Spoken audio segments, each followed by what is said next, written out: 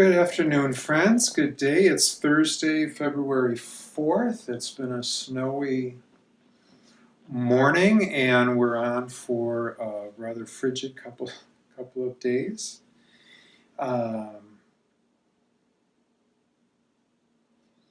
Thanks for tuning in. What I'd like to share with you today is actually comes from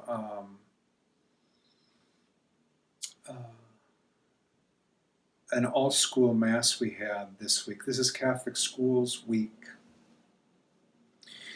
So we're celebrating our school. We're celebrating here by welcoming back this week our 3rd, 4th, and 5th graders.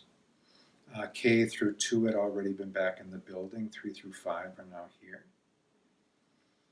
When they came in for the first day, all of the younger kids were standing in the hall clapping for them. That was a nice welcome back. And for our all school mass today, it was live streamed. It was virtual, so the kids watched it in their classrooms, or they watched it at home, wherever they currently are. But the theme of the mass was based on the first letter of St. Paul to the Corinthians, Paul's analogy of the body of Christ. And as I reflected on it, I thought, well, this would be this is a great reflection for any of us, right? Not just our scholars today, but so I'd like to read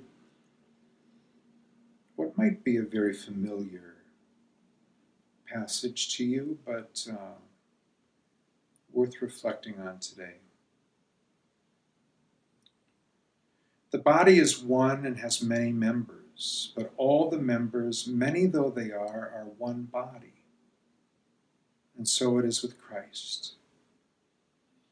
It was in one Spirit that all of us, whether Jew or Greek, slave or free, were baptized into one body. All of us have been given to drink of the one Spirit. Now the body is not one member, it is many. If the foot should say, because I'm not a hand, I do not belong to the body, would it then no longer belong to the body? If the ear should say, because I'm not an eye, I do not belong to the body, would it then no longer belong to the body? If the body were all eye, what would happen to our hearing? If it were all ear, what would happen to our smelling? As it is, God has set each member of the body in the place He wanted it to be. If all the members were alike, where would the body be? There are indeed many different members, but one body. The eye cannot say to the hand, I do not need you, any more than the head can say to the feet, I do not need you. Even those members of the body which seem less important are in fact indispensable. We honor the members we consider less honorable by clothing them with greater care, thus bestowing on the less presentable a propriety which the more presentable already have. I don't understand all of that anyhow, that's why I'm stumbling over it. God has so constructed the body as to give greater honor to the lowly members, that there may be no dissension in the body, but that all the members may be concerned for one another. If one member suffers, all the members suffer with it. If one member is honored, all the members share its joy. You then are the body of Christ. Every one of you is a member of it.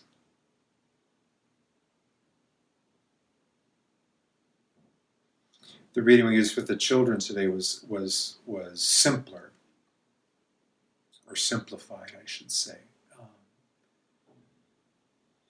But But the message, of course, is the same. And so we reflected on, all that we bring to the body and who we are. That so often it's easy to talk about bringing different gifts.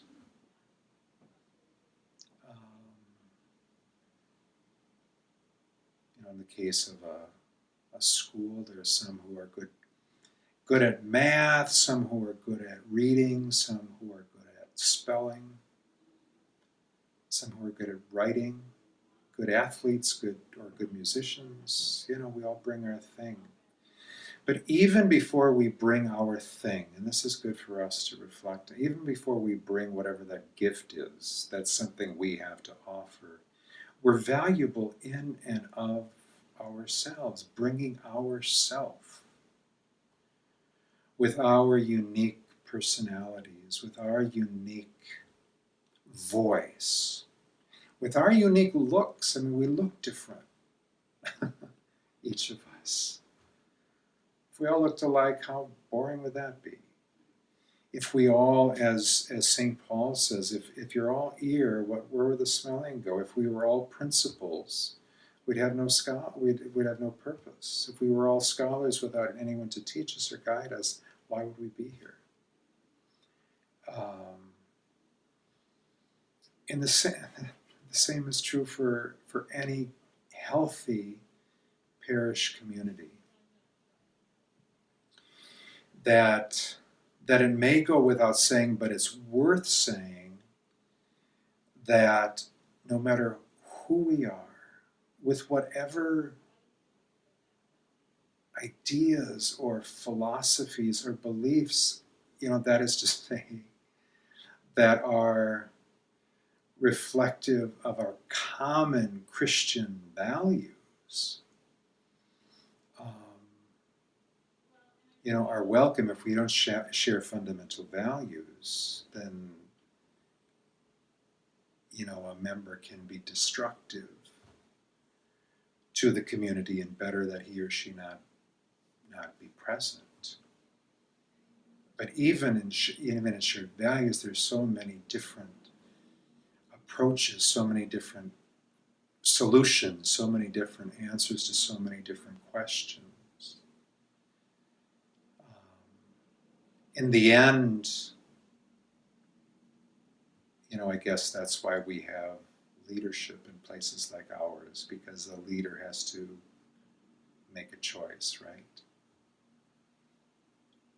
But not until all voices are heard and appreciated, not until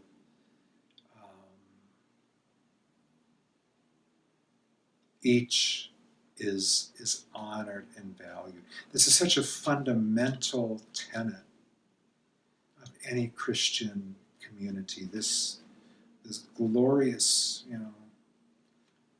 what is it? 17 passages of St. Paul, 17 verses.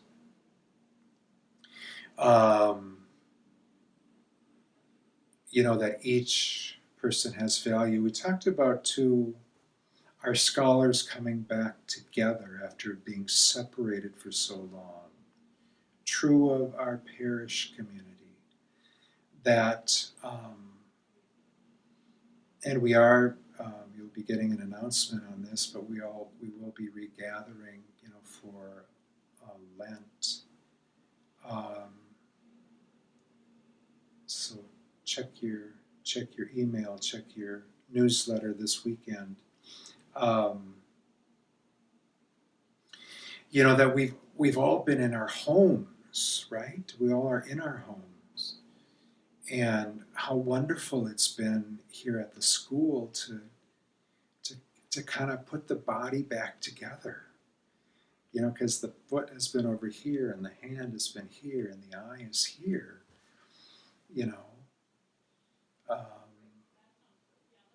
God, again, how it's stated differently in different places. But God is the one. God has set each member of the body in the place He wanted it to be. It's as if God is recreating the body and bringing us back together. And it's wonderful to see that in our scholars as they come together and just kind of, it's kind of like, an inanimate image would be like putting the puzzle or mosaic back together, bringing everyone back and everyone finding their place again, and the body functioning together as a body again. Blood continue or coursing through our veins again. Bringing all the organs back and putting them in their place. That's what we miss in our worship community as well, isn't it? We're all praying together separately or being together separately. But how wonderful to be able to bring the body back together whenever the Lord brings us back together. In our scholars' case too, they're much different children than they were a year ago when this whole thing started. What has the pandemic meant for them? It's not just a matter of not seeing their friends, but for many, their families were sorely tested with regard to having enough to eat because of job loss or food insecurity. The children who normally ate breakfast and lunch here. And again, we were able to provide that, but I'm sure some households, suffered greatly because of that. Or what was it like to be home for those 8 or 10 hours rather than be out of the home? Was that a good thing? Was it enjoyable? Or was it difficult? Was it painful? Those are the voices, the experiences they're bringing back. And certainly with regard to the violence in North Minneapolis this summer, and ongoing violence, the aftermath, the trauma of the George Floyd killing. What are they bringing back from that?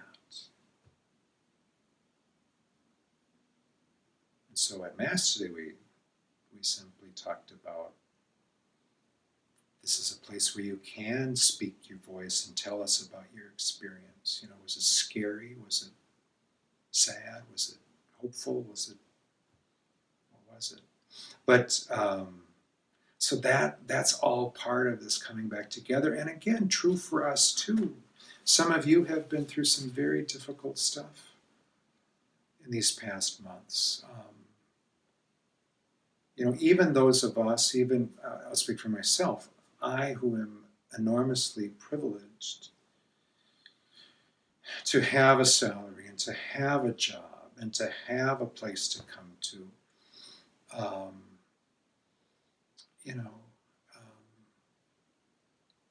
giving up people for a year is hard. Not seeing you for a year, it's like, what are we doing here? Again, it's because we're a body, and hopefully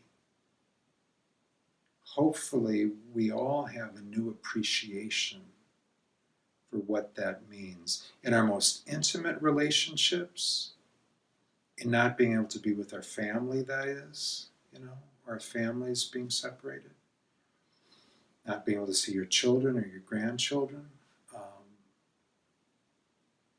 but also in the intimacy of our faith relationships, of not being able to gather as a faith community, and what it means to be apart from the body.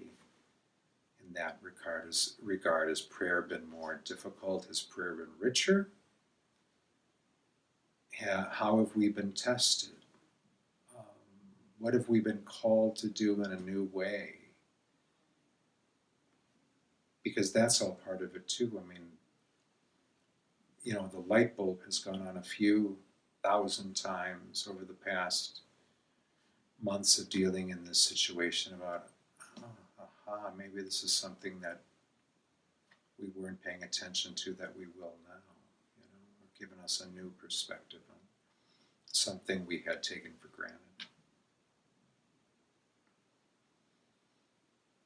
So that's the story today. Just the joy in bringing the body back together, making the body whole, healing the body.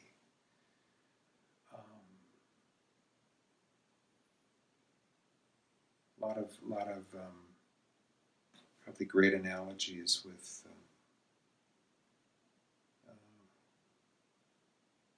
the pandemic we're going through.